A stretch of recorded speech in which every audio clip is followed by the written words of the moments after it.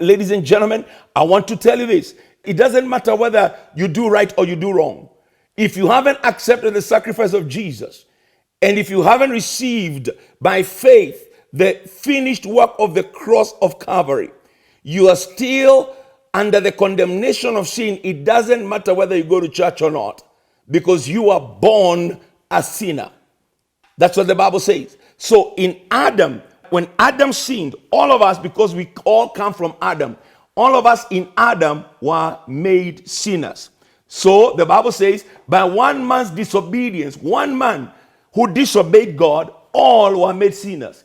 You were born like that. And that is why you see a child who doesn't even know much, rebelling and throwing things around. Why? Because the Adamic nature is what we were born with. Now, because of Adam's sin, the demand of God's justice, that is to say this, that God could not overlook Adam's sin.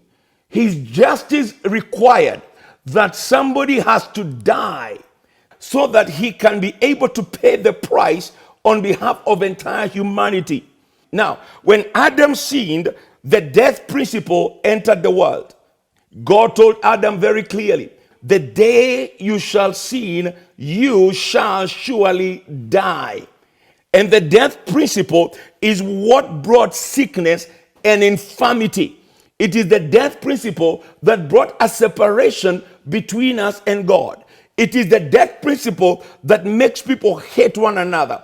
Strife, jealousy, anger, greed. It is the death principle that came as a result of Adam sinning. When Adam sinned, death was ushered into the world. God never intended for us to hate one another. Let me give you an example. When you go to fish and you pick a fish that is swimming in the lake, the moment you pick it up and remove it from the water, even if it's still flapping, the death principle has started to kick in that fish. And after a little while of fluttering a little bit, the fish stops fluttering. Why? Because it expires. And it stops because it's now in the wrong environment, it stopped moving. After that, what happens? The next thing that happens is that after a little while, when you put that fish aside, it will start to stink. It will start to rot. After a while, it will have bacteria. After a little while, it will have worms. What happened is that when you removed it from its environment, the death principle kicked in. And that fish, because it's already out of its environment, and what happens is that the death principle kicks in and it will stink, it will rot, it will have worms. And that's exactly what happened when man sinned.